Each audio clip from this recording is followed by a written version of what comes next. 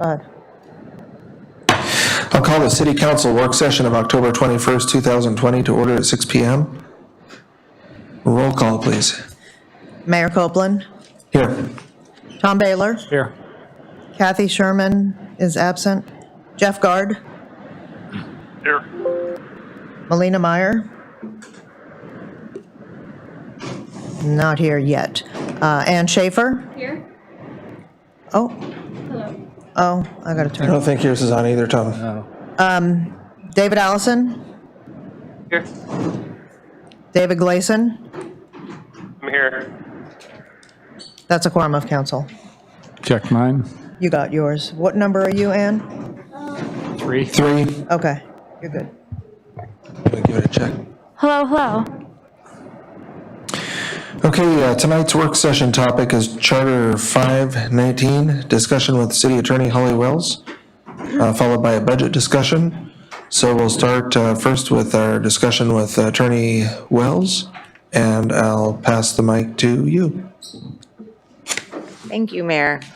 So this was a discussion that council, I believe, asked for a little earlier this summer, in part because Charter Section 519 is very convoluted. Is your mic hot? It's on, but can you just get close? I'll talk louder. Yeah, that's better. Is that better? You can slide it Okay. towards you. Sit up. There you go.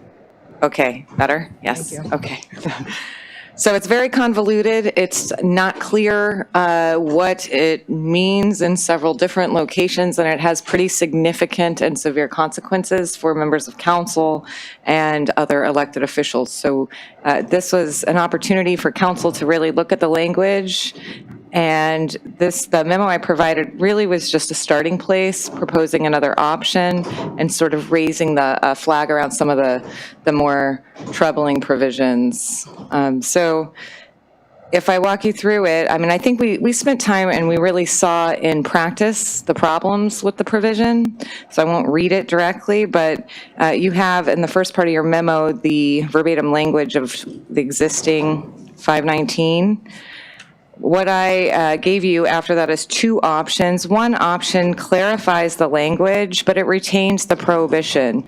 And what the prohibition is it's basically prohibits the city manager, members of the city council, the utility manager, and any member of the utility board or any other board from contracting or bartering with the city or with a contractor who's working for the city or supplying. So it prohibits contractors also supplying the city, which is one of the many problems. But it prohibits them from entering into a contract with the city unless they do so by sealed bid. So when we have an emergency situation or even where we have an unanticipated benefit to the city that may come from a contract that we reached using another method of procurement, this charter provision prohibits it, and if it's violated, it, on its face, calls for the forfeiture of office by the individual who entered into that contract, which is a very severe remedy. So we could clean that language up and clarify the individuals that it applies to, but maintain the strict prohibition. Another option is to retain the prohibition so that you are acting in line with the purpose of the charter provision, but also provide an exemption, which would allow council to approve or permit a contract via ordinance. That way you retain transparency, notice, but you also, you preserve the ban or the prohibition. So those are really, that's the option that I line out in the memo. I think that seemed to reflect your intent previously. And then there's option 3 section in the memo that really talks about a couple other small things, like a contract under $100 is exempt from the charter provision, but we are in the year 2020 and $100 is not what it was when this charter provision was adopted. So considering either the elimination of the provision or increasing the amount so that it equals what would constitute a substantial financial interest. I'm going to pause there and just check in with you guys, see what direction you guys would like to go, or any area you'd like me to focus on for the purposes of this discussion. I'll just leave it open, council, if there's any questions. Councilman Schaefer. So, the option number 2 that's describing retaining the prohibition, but providing an options for exemption under certain circumstances, if approved via ordinance. I guess our issue that came up when this came up was like during an emergency circumstance. So it was, I think things were happening very quickly. And so I'm just wondering if this would actually help us with the situation that we found ourselves in this spring and summer when we did acquire the services of a council member, when we didn't know about this. I'm just wondering if this will actually solve our problem that we faced and keep that from happening again, cover that base. And that's actually a great question. One of the things that we explored is how do we make sure the language is broad enough to address all scenarios now that we are all getting better at adapting to the unexpected. I see that provision when it says council approval via ordinance as permitting an ordinance, say an emergency ordinance at the beginning of something like COVID, that says the city manager has discretion to award contracts up to X amount for X purpose during this stated time of emergency, and in compliance with which would be in compliance with 519 in the charter. So it gives us the ability to use emergency ordinances and also more general ordinances and permissive language when you need it. Okay, so you think the wording Yes. there, it would cover that kind of situation? Okay, great. So Councilman, I'm sorry. Councilman Baylor.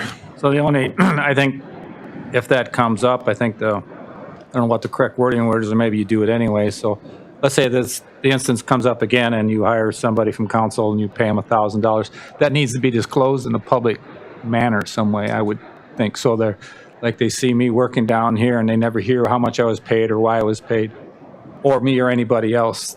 You know what I'm getting at is that somehow that has to be public information. So we could either include in the charter a requirement, or the ordinance at the time adopted by council can say, that we are permitting this, but a submission and publication of the contractors with a connection to the city should be provided or available to the public. So we can either deal with it then, or you can build it into your charter. I often find charters best suited to broad authority. We don't want to use our charter to specify the small things. We want to use our code to do that, because once we set charter, it is a difficult thing to revise. It's similar to a constitution. It is our local constitution, and we don't want too much play in our constitutions. We don't want to be going back and forth constantly to the constitution, if that makes sense. I'd recommend you follow the charter provision if it is passed and you revise it. We follow that with an ordinance where council really gets to fine tune it. Yeah, just that public disclosure, I think, would go a long way, whether it be the next meeting or however you want to do that. I think that's a great point. And one other thing I want to note is there was, in the original language, there is a prohibition on contractors supplying the city. So you can't be a contractor supplying the person who's contracting with the city. So it goes to subs, basically. That's what it is.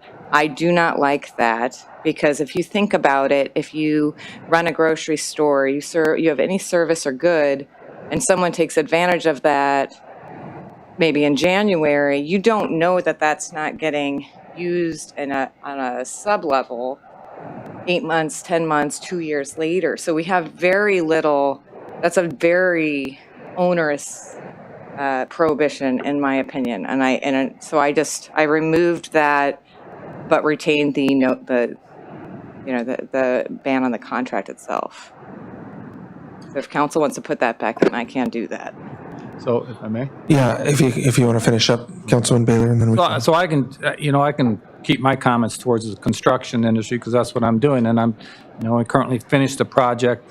The contractor in town got the low bid. It was a bid process. He was the low bidder, and he hired me to help him work on the project. So some people, well, it's a backdoor way in, but I had nothing to do with the bidding, and I did not okay the budget that money was there for. So number one question, is that okay?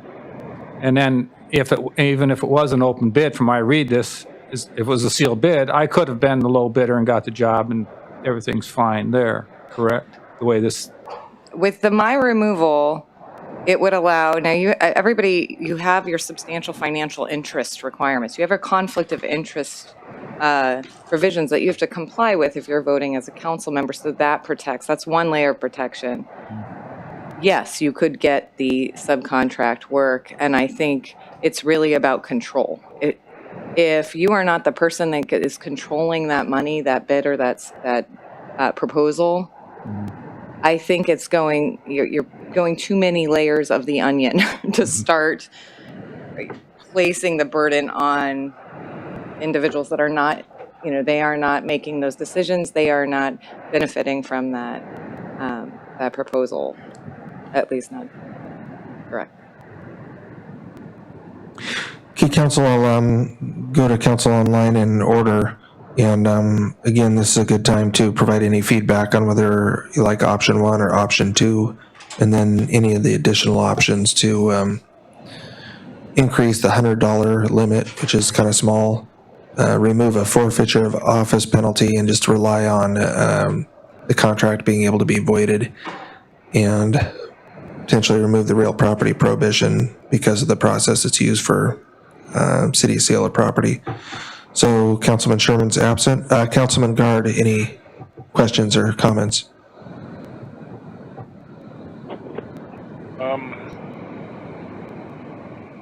I guess that I'm leaning more towards option 2 than option 1. And I think that the by ordinance gives us enough leeway with this. I might not make it too loose, because normally we have normal business we're doing, and an ordinance would not be okay by ordinance, would not be an onerous process to go through normally for something like this. And we can do an emergency meeting and an emergency ordinance, so we can do things in an expedited manner if we, God forbid, we ever had something happening like the COVID-19 outbreak. I'm not sure what dollar level would be appropriate for $100. Not appropriate amount for that. I don't know, $1,000, $500, $2,500.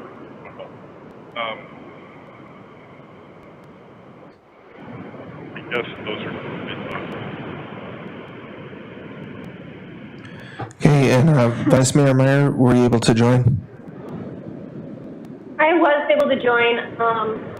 I had an appointment that went a little long, so I'm actually driving right now. But just listening to the conversation a little bit, I also agree that $100 should be, maybe that could be changed. And for me, it's really all about disclosure. As long as everything is very clearly disclosed to the public, what their elected officers are doing, and any kind of compensation for any kind of city work, I think needs to be disclosed.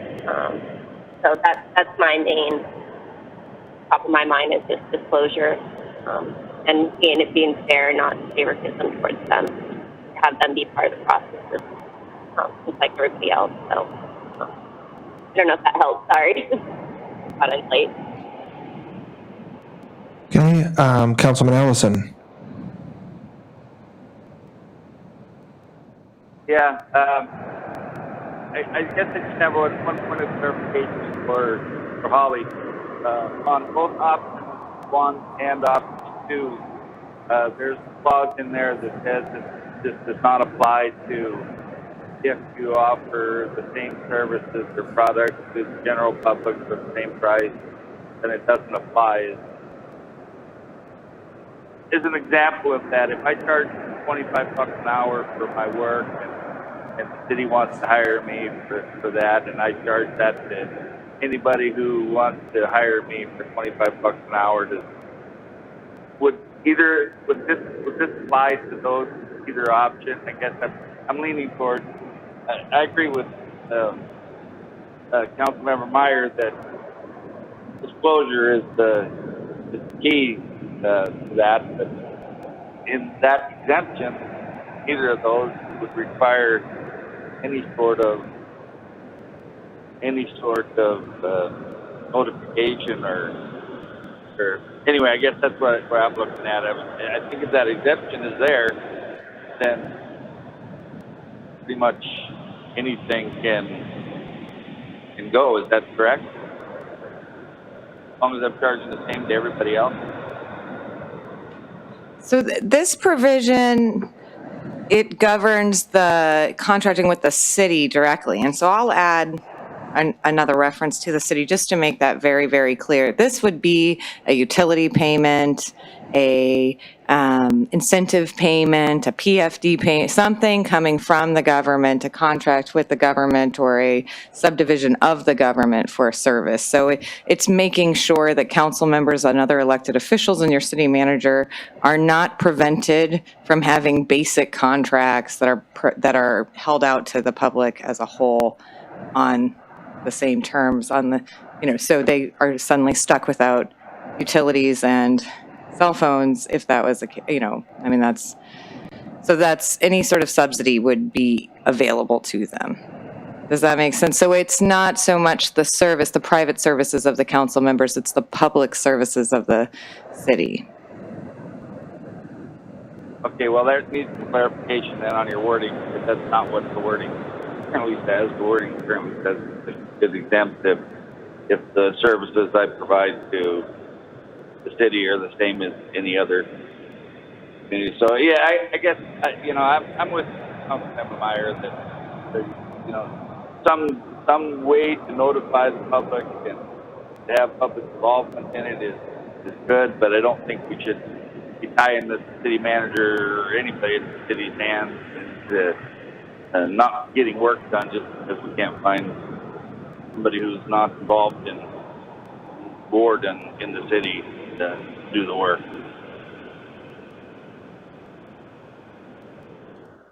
Okay, Councilman Gleason.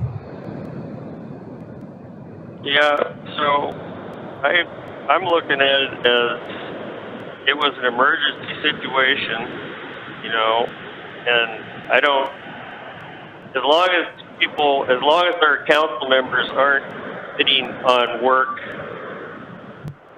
and, whenever they feel like it, I think that it needs to be in an emergency situation. I know I guess I had a question about the ordinance. So we're going to put out work and we're not going to get anybody sitting on it. And then if a council member is capable of doing it, then they would, say something and we would make an ordinance. I'm not sure how that's going to work out. But I do think it needs to be under emergency circumstances only. I don't think it should be a regular thing. So that's a question. I have a question on how we get to the ordinance part. Or the council person is not going to be bidding with, until nobody else bids, I guess, if that makes sense. Manager Howarth. I just want to clarify something because what we all need to know is that this is a proposed change to the charter. It has to be voted on, right, by the public. So again, we're speaking in very, very general terms. The charter limited our ability to make adjustments to our procurement processes in this emergency COVID time. So what is being proposed is that we're actually amending the charter broadly to open up the possibility and the potential for us to be able to respond in the case of emergencies in the future, where we can pass ordinances to make things happen. So I just wanted to clarify that because I think there may have been some confusion. So in broad strokes, Councilman Gleason, or council in general, there's option one is just clarifies the language of the charter, but keeps the existing provisions that basically council can't participate. Option two clarifies the language, but allows an exception if an ordinance is passed. And that could take any number of forms. If the city, for example, needs some masonry work and there's only one qualified mason, they happen to be on city council, you could pass a ordinance to say, when we go out for this work, we're going to allow council to participate under these restrictions or whatever. And then the additional options are to raise the $100 limit to something more contemporary, remove the provision that if a councilman does participate, then they get removed from office, basically. But they would still, the council could still overturn the contract and say, no, you don't get that, we're voiding that contract. And then also you could remove real property. So I think all the councils had one comment, and we'll go around for more comments or questions. Councilman Baylor. Yeah, I would propose that we change that amount from $100 to $1,000. $1,000 wouldn't quite get you 2 days' work, today's prices, and I think that's probably a reasonable price. And I think for my own, because I've done this, my own little bit of consulting, I could probably do the consulting and help out the city for a day for $400 or $500 and not be in trouble, and they get value there, or anybody else on council. So I think $1,000, again, it would be disclosed to the public. It's not like they're going to feed me $1,000 every week. So I think everything would be above board. So I think 1,000 would be the answer. Mayor? Yes. 1,000 works. I think one of the things council may want to do is have an aggregate or an accumulative, because you don't want a situation where it's I mean, not that this would be but it's $1,000 a week, and at the end of the year, you're at whatever. Right. So I think a lot of times what you'll see is $1,000 single contract or transaction, $5,000 in a given year or something like that before you're getting to the, and the question council should be asking themselves is, what amount of money would make me run for a position on council in order to, I mean, that's really, you know, what would change my behavior? What would make me act differently? Is it $100? Is it $1,000? You know, that's usually the question. Sorry. I apologize. Can everyone understand what I just said? I realize it's difficult when I have the mask. Yeah, it is. Councilmember Allison, my only comment there was we're all doing it for free now. I guess we'll all do it for nothing.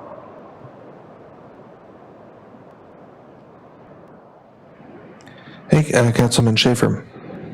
I have a question kind of just about what makes the most sense procedurally, I guess. Because yeah, this is charter, it has to go through the whole, you know, go through a vote.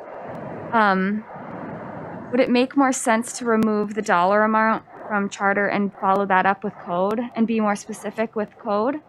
Since that's something that $1,000 means one thing now. I mean, like $100 meant something then, but now means something very different.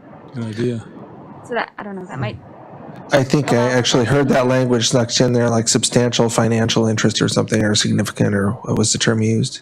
Yes, substantial financial interest is where your conflict of interest is based on that. What is a substantial financial interest is an analysis and a weighing of what influences our behavior. And absolutely, I think it is completely appropriate to remove any reference to an exact monetary amount in your charter. You know, I think that is a great place that should be in ordinances, ideally, because then you can change them, and due to inflation and what we see, it changes all the time. So you can often just put a place setter in the charter. You can say contracts below that do not constitute a substantial financial interest as determined by the code are exempt from this charter provision. Something like that. That flags it for council. You're on the hook for coming up with a number, right? Your charter is telling you it wants a number, but it allows you to put it in the ordinances instead of the charter. Okay, I'll go through, is that all, Councilman Schaefer? Okay, I'll just go through the list here for second comments. Councilman Guard. Yeah. Point of clarification here. The stuff under section 1 to where anybody, whether they're a city council member, or whatever, on a board or commission or whatever, has the right to bid on any contract in a sealed bid process. Am I right on that? Correct. That's available in either section 1 or option 1 or option 2. Correct. And that is the current situation as well. If you use sealed bids, there is no prohibition. Well, Current. all we're talking about with this code change or this charter change is a no bid process Oddly, where the we're awarding a contract. Yeah, it's very odd because when we talk about sealed bid, that's one form of procurement, right? We have lots of ways we procure things. And when we're talking about real property, we don't even, the sealed bid reference is, it doesn't make any sense because you use a proposal process here. It's still open, it's still competitive, it's still transparent, but it's not quote unquote sealed bids. So that's the other thing the language refers to in compliance with city law in hopes of moving away from. It would not make sense to require sealed bids where sealed bids would not be the appropriate procurement method. Does that make, so you're right. You can use sealed bids even as a council member under the current provision and under the proposed options. This does expand it, so you just need to use a competitive method approved by law. I retained the sealed bid language in option 1 because I wanted to be true to the language, but I think we can broaden that and just go to a competitive, transparent procurement method or something that ensures you comply with your code, the public is informed. So we could do an open proposal or any of this other stuff under section 2. It doesn't have to be a no bid contract for that, right? Right. We can leave it out of the competitive procurement process that is compliant with law. I can come up with some language that captures that intent. Okay.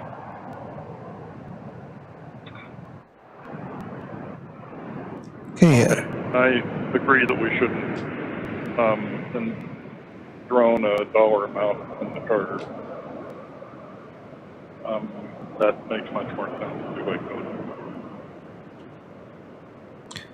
Vice Mayor Meyer. Anyway, that's Oh, sorry, Councilman Guard. done. Okay, Vice Mayor Meyer. Yeah, I also agree that a dollar amount shouldn't be in our code, in our charter. And I think we use substantial financial interest in a couple different places. And I think that maybe we should define that in code in some way so that we can just use that language and then address it in our code of what substantial financial interest is. Because I think we could better define that, and that is something that might change in the future, and it would be easier to change in our code rather than in our charter. So. Okay, Councilman Gleason. No, nothing. Okay, so Council, I think what I've heard, kind of a general consensus is around option 2 to allow, at least for emergency or ordinance provisions for allowing council to participate in a non-competitive process, and to have more general language in the charter around a competitive process that's open to all the public instead of specifically just a sealed bidding process. And also more general language on the amount, just a substantial financial interest, and then define that more specifically in code or in a special ordinance when the time comes. So, Councilman Schaefer. During the first round of during the first round of comments, there was also, I think, a consensus around disclosure. And so I don't know if there's like a very general, something that could be added about the need for disclosure, and then in a follow-up code, specify how. I don't know, that just seemed like a theme. I think I'm seeing Holly taking notes there, so Yes, that's an easy and appropriate revision. like a related party accounts exceeding X amount will be published in the next packet or something. Yeah, we can definitely do that. Any further discussion, council? Councilman Baylor. Yeah, let me ask you this, and even under the current code that we have, or ordinance, or what you want to call it, with changing, and whether you ask for proposals or prices for people to do IT work or carpentry work. So if somebody submits there, I'll do IT work for $30 an hour, and the next person says $35 an hour, if the guy on council is $30 an hour, wasn't that a fair process? And would they be able to do that work? Or same with carpentry work, if you had a list of licensed carpenters, they had to meet the requirements, licensed, bond, insured, they need consulting or work, submit your per hour rate, and if just, one person was on council and the other one wasn't, or the third one, if he was the lowest of the three people, would it then be okay to hire that person regardless if they were on council or not? Because that was kind of an open, fair process. I think we can craft language that would make that okay. I think all we need to do is remove the reference to sealed bid and refer to competitive procurement. And because no, that would not be okay right now, even though your council member is offering you the best rate, you wouldn't be able to accept it, period. And not only would you not be able to accept it, but that council member would have to automatically forfeit their seat, that's the other change that I made. I made that only happen if council finds a violation of the charter provision, because it's a very awkward, it's a very extreme remedy and a very difficult one for an individual council member or board member or city manager to follow, because how do you do it? Do you just say, well, I guess I'm out? There's just it wasn't very effective. It wasn't very efficient. So that is an additional change for council to consider and either approve or strike down, which is council approves a forfeiture or finds a violation that leads to a forfeiture. The forfeiture does not just automatically occur. Okay. Any further questions or comments on this work session item, council? I'm good. Okay, does that give you enough to work with, Holly? Okay. All right, we'll move on to the next item on the work session, which is a 2021 budget discussion, and I'll turn it over to Manager Howarth. I'm going to have Ken come up and speak to a portion of tonight's presentation. We'll make short. This is not a full budget that we're presenting to you at this time. What Ken has been working on is with department heads is basically a flat budget for next year as much as possible. There are certain things that will increase from our collective bargaining agreement with employees to other things that will have a natural built-in increase. But otherwise, given the state of affairs at this moment in time, we're reflecting a flat budget for expenses. Where we have a problem is with revenue. And as you can see by the memo, we are anticipating right out of the gate a $1.2 million problem as a result of two things.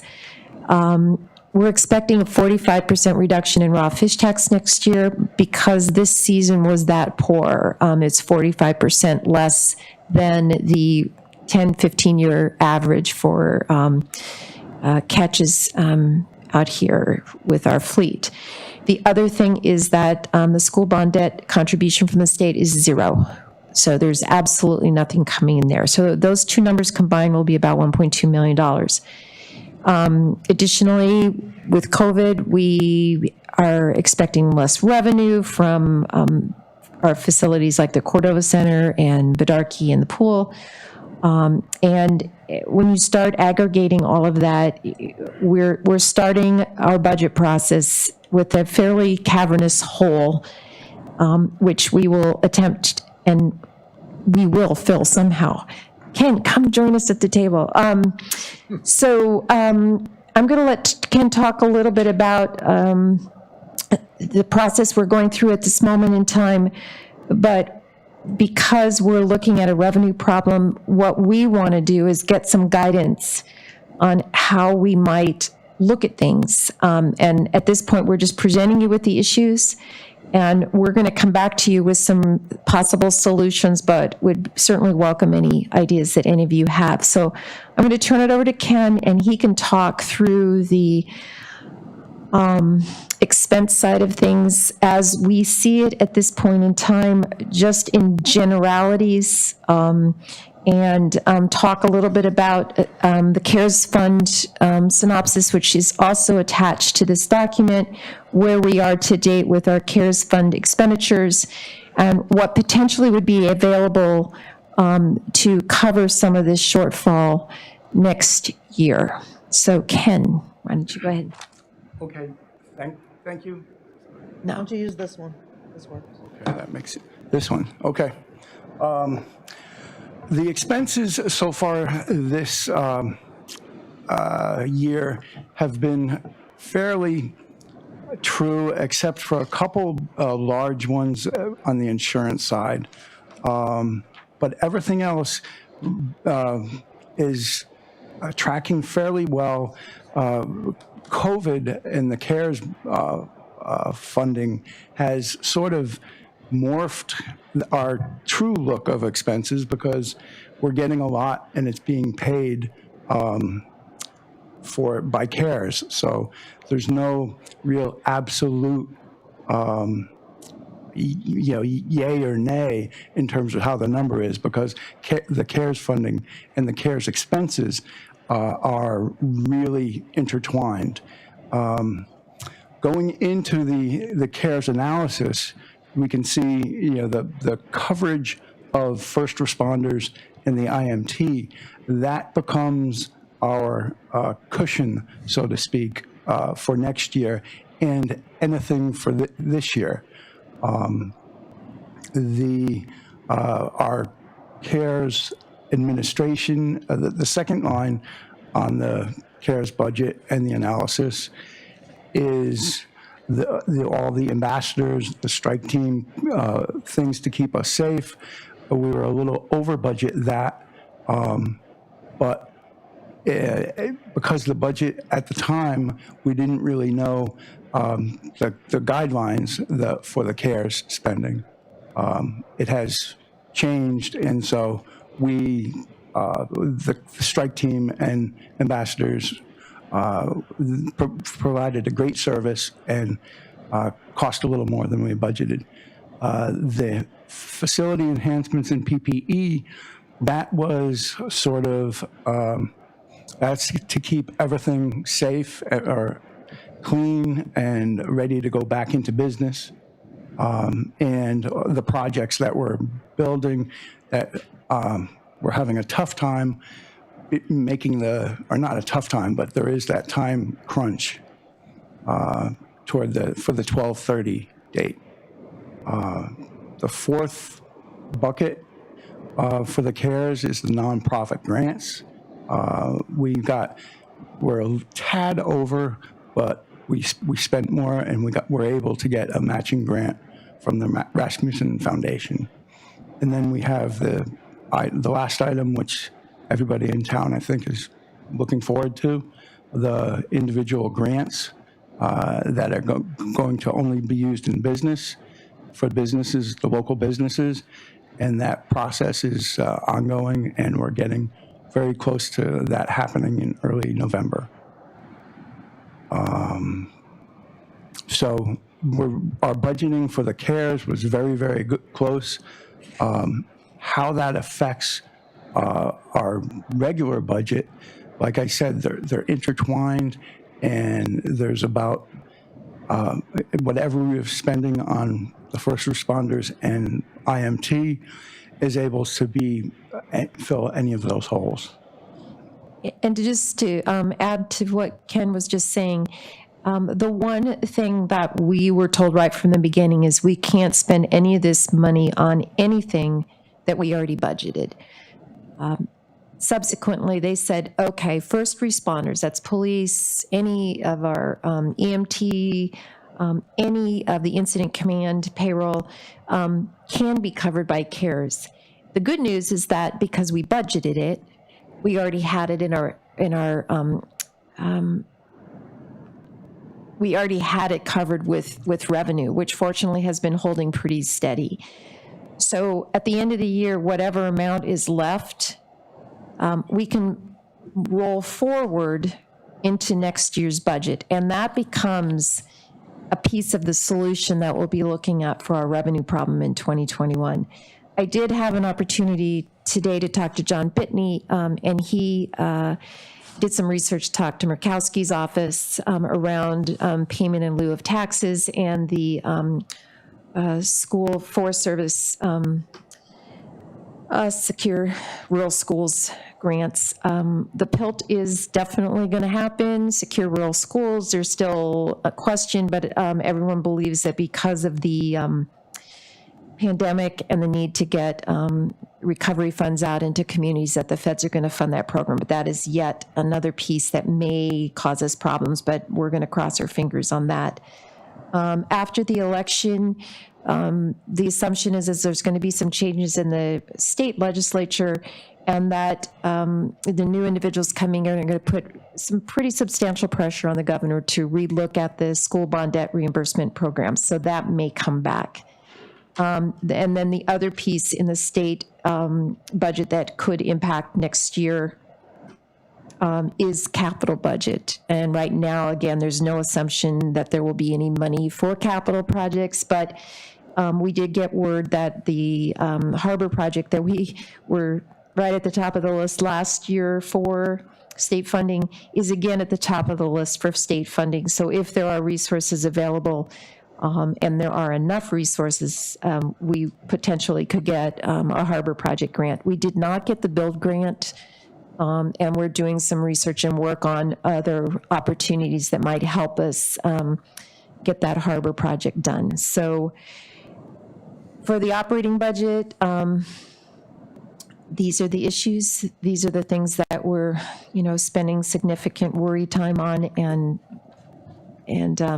invite conversation around ideas and thoughts that you all have about closing that gap. Okay, council, I will just go through a list in order for questions, starting with Councilman Schaefer. Thanks for putting this together.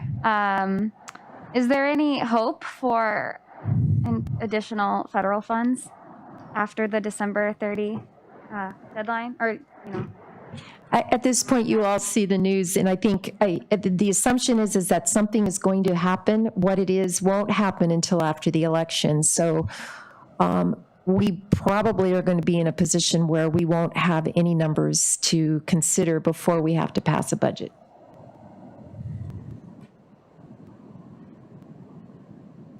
Councilman Sherman is absent. Councilman Baylor.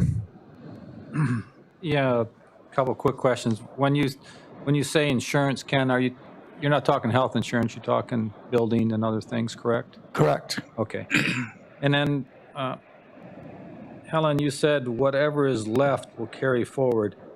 I'm not sure, I'm not following you. I see that we have under budget of only $7,800. So I'm sorry, I wasn't clear. So under first responders, if you look across, Ken has under the adjusted total a box, and it has just over $800,000 in it. That's money that we budgeted for our first responders. It's in our current fiscal 20 budget. That's money that the state, that the CARES funds is allowing us to offset our first responders. So if we were to offset this year's budget, we might have, and what we're suggesting, again, because we're not yet at year end, that we could have anywhere between, what did we say, $600,000 to $800,000 that would be offset by the CARES funding, that then would give us a chunk of money at the end of the year that we could move forward. I know, based on what Susan has said before, we can't carry forward money, so we would have to park it somewhere, I think.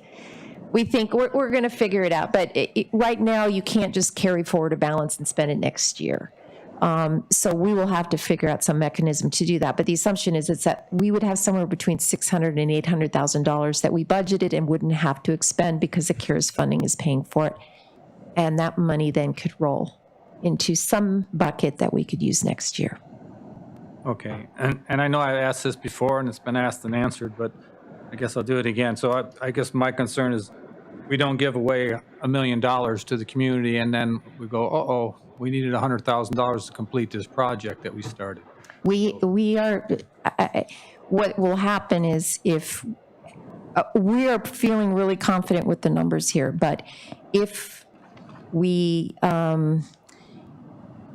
committed the $1 million and we have applications for $1 million. So we would have to take it out of the first responder bucket that potentially would roll forward if we are short. So we're definitely hoping that's not going to happen. We're locked into that $1 million. Is that what you're telling me? We have applications for probably something just under $1 million. It's pretty dang close. Yeah. The other thing that's really important to note is that the CARES funding is expecting us to do some kind of economic recovery. I just want to reiterate that individuals are getting these Cordova Cash cards, but the end beneficiaries are local business community. And so how we're really selling this and how we're justifying it is that this is a business local economic recovery program that benefits at many levels. It benefits individuals. It benefits our local business community because that's the only place that those individuals can spend those cards. And then it benefits city because we spin off sales tax. So. Thank you. Vice Mayor Meyer.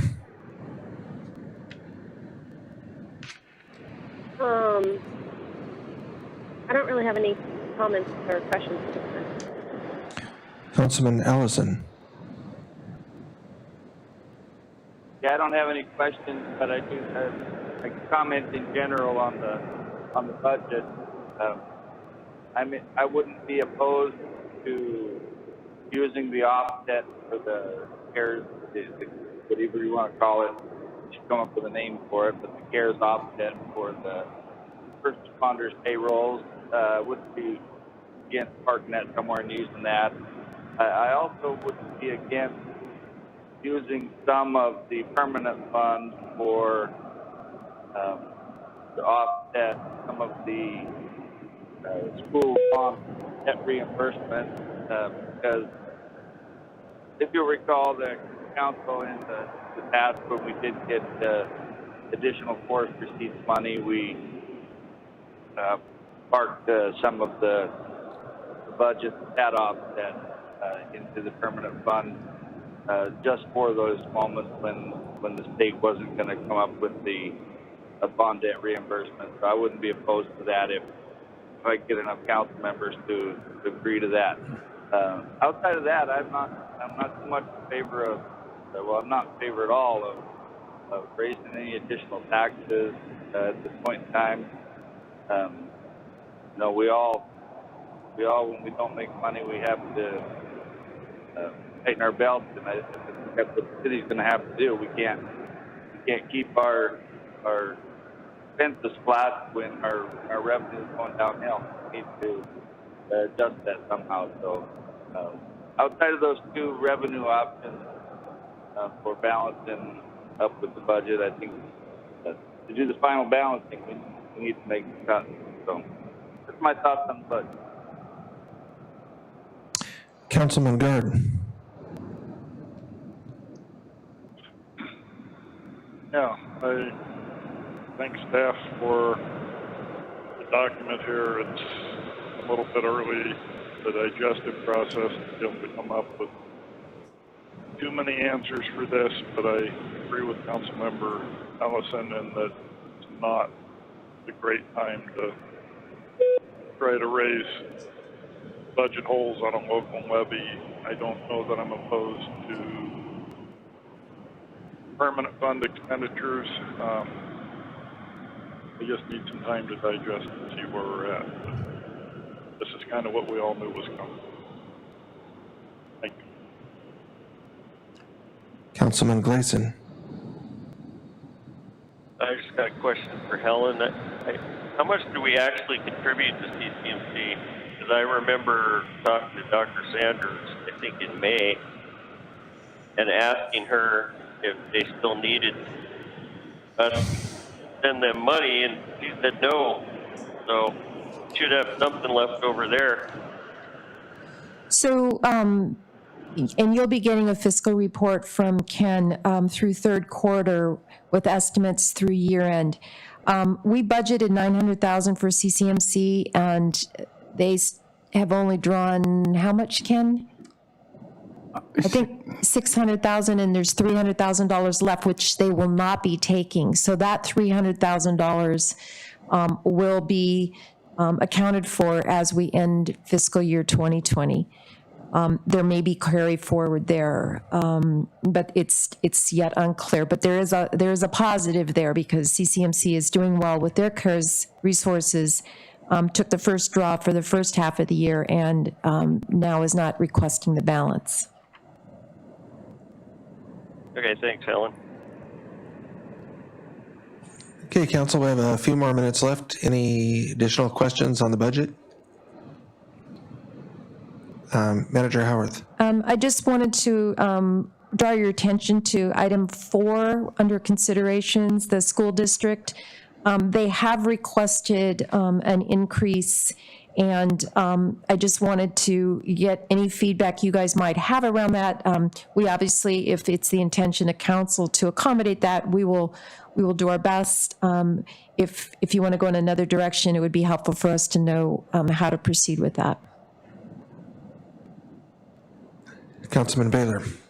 Yeah, I saw that, and I guess for me, I'd like to see what the increase is covering. I kind of agree with Councilman Allison about the permanent fund. That I had kind of had that in my mind that we might need that to help us out. With that being said, we'll have to kind of keep an eye on this. I think Ken, and at some point, maybe whether we're with UBS or somebody else, kind of let them know that we're going to need a cash infusion, so they kind of adjust their investments towards that, so we're not waiting 90 days or something trying to get our money. Just a thought as we move forward. Okay, noted. Councilman Schaefer. Yeah, for the school district, I mean, they also received federal CARES funding as well. So I wonder if they're able to carry any of that forward to help with next year as well. It'd be nice to know just if that was able to offset their costs at all this year. Manager Howarth. Why don't I do this for the next meeting? I'll make sure that Superintendent Rustin is here to give an overview of the budget, what he's asking for, and help you understand and explain it. Because I honestly, at this moment in time, can't answer the questions around that. But I know they're just finishing their census that the state requires. And there may be drops in the number of students and what we're allowed to contribute for the maximum. So we'll have more information about that for the next meeting. Any questions for council online? Yeah, Mr. Mayor, this is Councilmember Allison. Councilman Allison.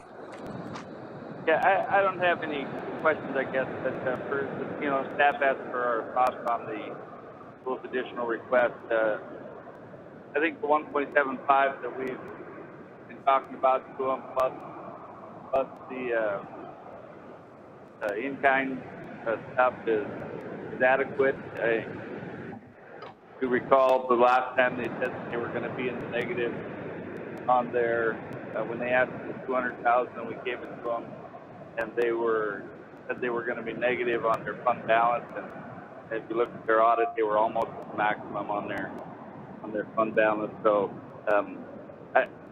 just like the city's we're gonna have to, in our belt, I think they're going to have to be a little creative as well. I know that they will not have any CARES funds carry forward. They only got 120,000 or something like that.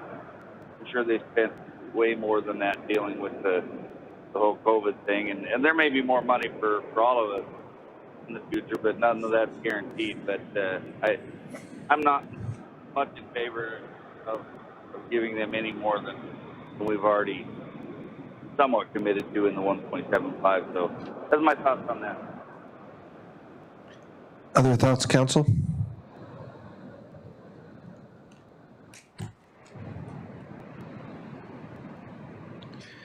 Okay, hearing none, we'll adjourn the work session, and we'll take a 5-minute recess until the regular meeting.